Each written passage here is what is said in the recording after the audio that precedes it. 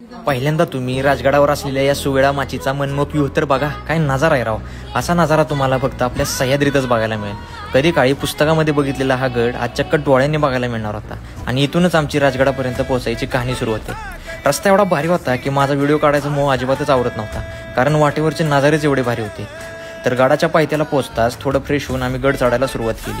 ही बघा आमची ऑफिसमधली गँग एकदम जोशात वर चढत होती आणि थोडा वेळ झाला की लगेच बसून गेली.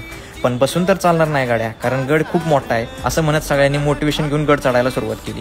मी तर एकदम फॉर्ममध्ये होतो, कारण राजगड माझा कधीच न अनुभवलेला आनंद होता. थोडं पुढं चालून गेल्यावर हा पाली दरवाजाचा बुरुज बघायला मिळाला आणि इथंच आमच्या स्वागताला हे पाहुणे उभे होते. पाली दरवाजापर्यंत पोहोचताच पाऊस चालू झाला आणि खरी गमजा चालू झाली. थोडं पुढे गेल्यावर महाराजांच्या स्मरणात थोड्या घोषणा दिल्या आणि मन एकदम प्रेरित झालं.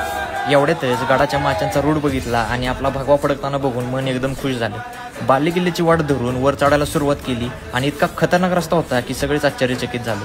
शेवटी ही चढाई पूर्ण झाल्यावर आम्ही बाले किल्ल्याचा महादरवाजा पार करून हा चंद्रकोर आकाराचा तलाव, सदर आणि बाले किल्ल्याची महत्त्वाची ठिकाणे बघून जी माची बघायची मला खूप उत्सुकता होती तिकडे निघालो.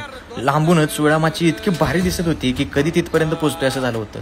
एकदा तिथं पोहोचल्यावर जो व्ह्यू होता ना भावांनो, त्याचं वर्णन शब्दात केलं जाऊ शकत नाही. माची बघून झाल्यावर हे निडं बघायचा मोह पण आवरला नाही. शेवटी सुवेळा माचीवर सगळ्यांचे ग्रुप सेल्फी काढून परतीचा मार्ग पकडला. भावांनो, राजगड एवढा मोठा आहे की एका दिवसात सगळे पॉईंट्स कव्हर करणे अशक्यच.